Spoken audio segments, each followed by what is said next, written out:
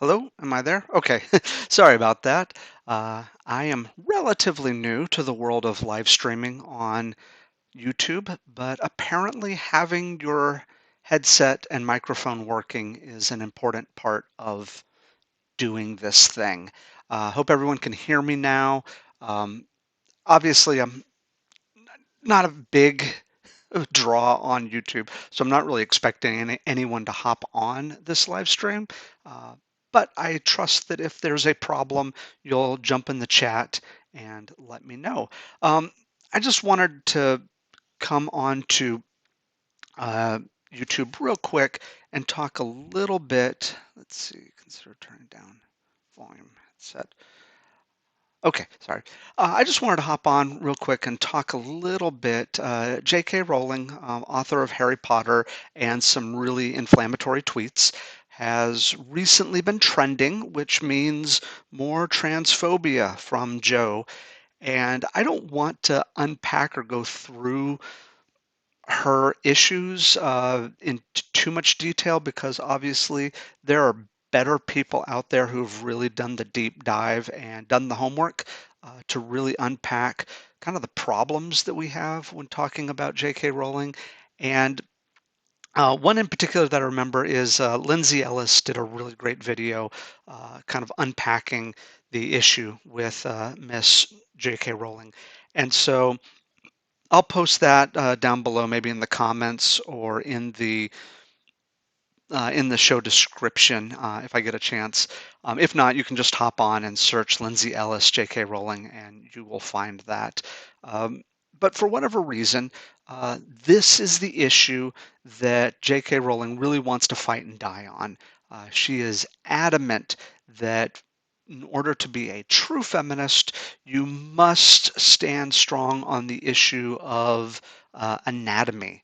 Boys have penises, girls have vaginas, and to acknowledge anything other than that is to somehow relinquish your feminist card or to, in some way, bow down into rape culture and to re-victimize women who, um, and I may not be best representing J.K. Rowling's stance on this, but the idea that women who transition into men are doing so because they've been shamed out of womanhood, and men who then transfer into women are doing so so that they can somehow invade female spaces in order to potentially victimize them.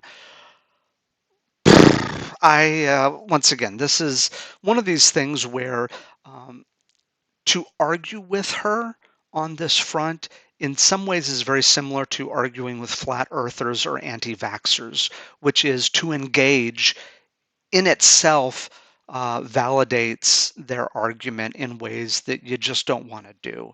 Um, just having the conversation with them, just having the debate with them in some way gives them ground that their stance is worth debating against.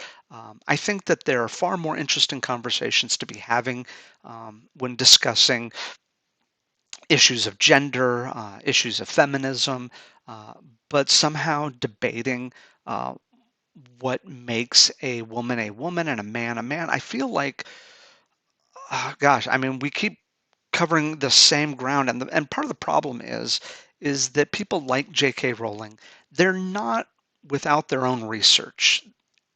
They'll find the articles, they'll find the stories. I'm sure Joe somewhere on her desktop has a folder that is just flooded with anecdotal evidence that she feels supports her cause, and she will not hesitate to dive into the folder and pull out whatever story verifies or validates what she's trying to say. And I've seen these discussions play out. Anyone who really takes anything that she throws at them, given the time to read through it, can poke holes in it and show that the references that she's using are not that solid. Um, but doing all that work is just exhausting because it is never ending. There is always a but what if? There's always this moving of the goalposts. There is somehow taking these hypotheticals that just because they can be imagined or somehow validated, um, And it's exhausting because I do not doubt that Joe puts a lot of effort into fabricating this argument that she feels so strongly about, and it becomes an issue of confirmation bias at its absolute worst.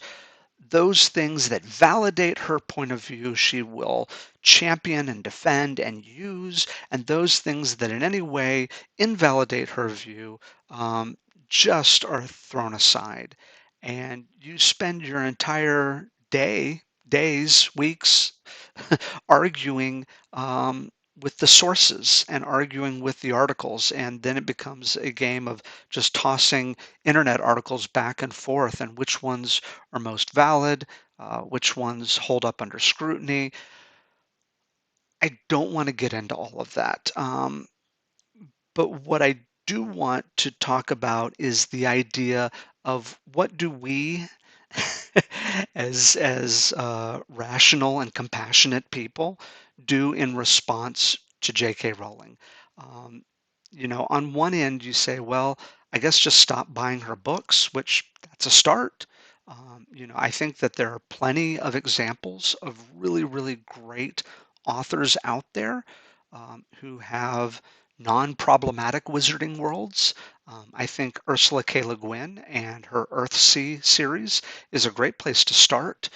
If you want to find great stories that kind of scratch that Harry Potter itch, but I think she's a J.K. Rowling is an inferior writer to Ursula K. Le Guin. But then again, there are very few writers who can hold their own against Le Guin. Um, but I understand people have nostalgia, they have their childhood, they genuinely have invested a lot of their time and their life to the Harry Potter world.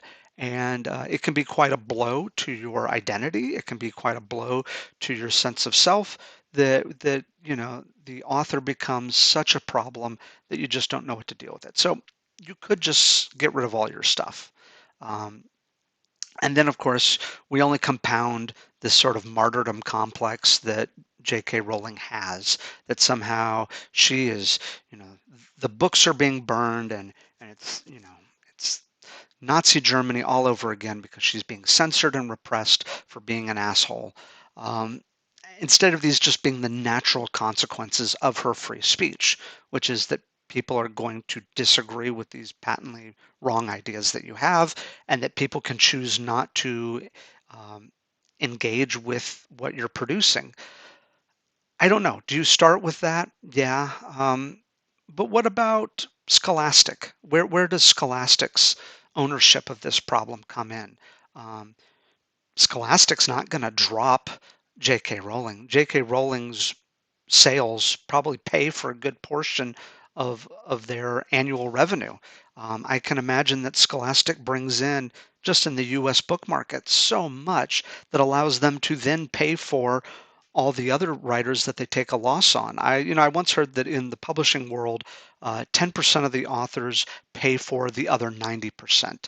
I don't know if that's true. I don't know if the statistics kind of go back and forth on that, but 10% pay for the 90. So that a lot of publishers will take a loss on a lot of publishers or on a lot of books, and that there's the 10%. And clearly, J.K. Rowling's Harry Potter world, it's the top 1% of 1%. I mean, her stuff probably pays for quite a bit of Scholastic. Um, I have friends who have been and are and will be published by Scholastic. Um, they are being paid with J.K. Rowling's money, which is it a big deal? Obviously, while J.K. Rowling's own misgiving, her own issues, um, not everyone who buys Harry Potter books are endorsing or approve of or in some way are signing off on her inane ideas. Um, but as a creative, I would think that it would give you pause. You know, you're getting this check, and this check is your livelihood. This check, you know, J.K. Rowling is going to be fine, but for all those other published authors, that money that comes from Scholastic, that's a big deal for them. That is life changing. And so the question is, what do you do with that? I guess you take the money, but at the same time, I'm sure it does create a little bit of cognitive dissonance with how do you really deal with that. I don't know. If I was in that position, fortunately, I don't write children's lit. My books are intended for adults. So I don't have to worry about taking any of J.K. Rowling's money. I'm never going to be in any danger of being published by Scholastic. But let's say that I was to get a book deal from them. Would I turn it down because they also are representing her? I, I would like to say that I would turn down the check. I would like to say that I would pass on them and say, sorry, you got to pick. It's either me or her. And of course, they're going to pick her. But, I would like to say that I would do that. But let's move past Joe for a second and just think about, what about other publishers? Let's say that I get a publishing deal, and let's say I am so fortunate, and the publishing house that picks me up, ultimately they pick up someone else that has some sort of deplorable stance on an issue that is important to me, that in some way is promoting violence or hate against people that I love and care about. Um, what do I do? Maybe their book sales are supporting me, or maybe my book sales are supporting them. What do I do? This is an issue. This is not an issue, though, for self published authors. And I think that that is a strong argument for self-publishing. The technology, the support for self-published authors is reaching a all-time high. We are kind of, I don't want to say golden age because that's a little cliche, but we are definitely entering into an age in which self-published authors have more resources available to them than ever before, as far as print on demand, as far as access to online retailers, to access to advertising streams. More and more we're finding bookstagrammers, book talk, booktubers, every social media platform, people willing to champion quality works of independently published work. And the great thing about that is that as long as you're independently publishing, you do not have to worry about the politics of everyone else in that publishing house. All you have to worry about is yourself. And the only terrible person in your publishing world is you. And if you somehow say deplorable things, it is very easy for us to just shut down and move on past. So I think that there is something to be said for independently publishing your work as a way to maintain the purity of what you're trying to do. Obviously, with my Dryad's Crown series, um, I've already had a few reviewers note that it has a very strong LGBT, I don't want to say message because that's not quite right. It is heavily informed by the um, I don't know, existence of LGBT people. It looks at the world through a much more inclusive perspective. There are trans characters. There are uh, you know genderqueer characters. There are bisexual, lesbian characters, gay characters in the story, and there's cis straight characters as well in there. Um, Obviously, um, while I don't think that my own work is political, I am political. I am a political person.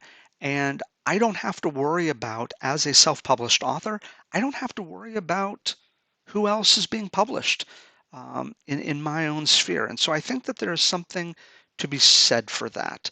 Um, Obviously, there's a lot of things that need to be worked out in the world of self publishing. We need to work on our economics. The models right now, and I don't want to get in trouble with this because I'm sure people could prove me wrong, but the models feel a little bit like a pyramid scheme in that you do have a very tip-top percentage of people that are making insane amounts of money, and then by and large, the other large people below are taking a loss. And Obviously, book publishing in general has that kind of layout, as I had mentioned earlier. But I do think we need to get our finances in order in the world of self-publishing. The other thing we need to get better about doing is being able to identify what I would call top tier quality works. Obviously, if you're self-publishing and anyone can publish, you're going to get a lot of stuff that just doesn't um, hold its own. And I think that it's worth noting that we need to have ways that beyond reviewing, that we can really identify the best works. There have been a few models out there that I think are looking good. If those things can be popularized, if we can mainstream those avenues, I think what we will create, and you see this a lot in genre fiction actually, where we're able to identify some really great works of independently published stuff.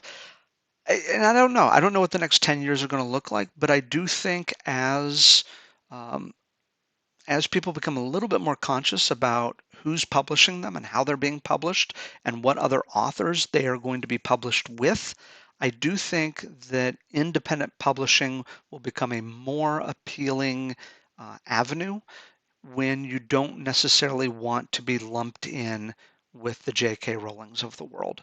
Um, anyway, that's my thoughts. I would love for people to share their own in the comments below. Um, and yeah, if you have your own thoughts, please feel free to share. As I said, I don't want to get into too much of the specifics of J.K. Rowling's own arguments because I feel that to engage with them in some ways is to give them a little bit more power than they deserve.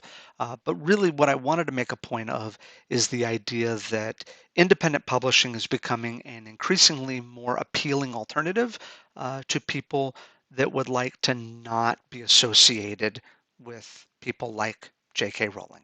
So anyway, you guys have a great day. I'll try to post some of those links in the story below, and you guys take care.